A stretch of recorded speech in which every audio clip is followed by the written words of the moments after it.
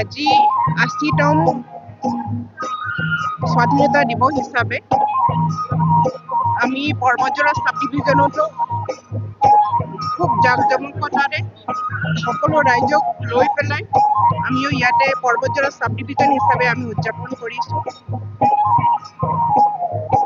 সুন্দৰকৈ বিভিন্ন কলা সংস্কৃতিৰ লগতে সংগতি ৰাখি পেলাই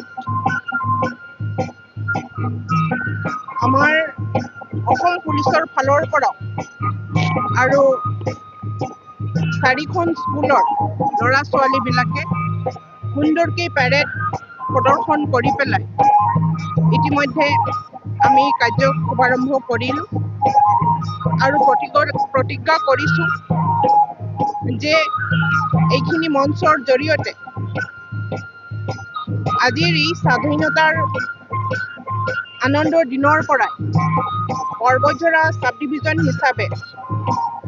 তথা আমি BTC চৰকাৰ হিচাপে ৰাইজৰ কাৰণে আমি কি প্ৰতিশ্ৰুতিবদ্ধ আৰু আমাৰ এই 8 মহীয়া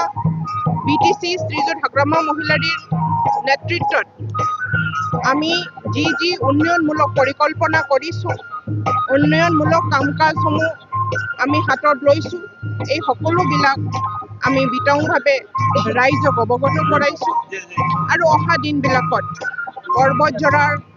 সাব ডিভিজনটো এখন ফুল প্লেজেড সাব ডিভিজন বনোৱাৰ কাৰণে অতি কম দিনৰ ভিতৰতে হাগ্ৰামা মহিলাৰীৰ নেতৃত্বত আৰু মাননীয় মুখ্যমন্ত্ৰী শ্ৰীযুত হিমন্ত বিশ্ব শৰ্মাৰ নেতৃত্বত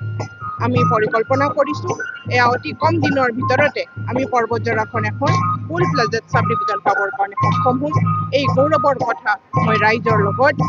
অৱগত কৰাই পেলাই আনন্দিত অনুভৱ কৰিছোঁ।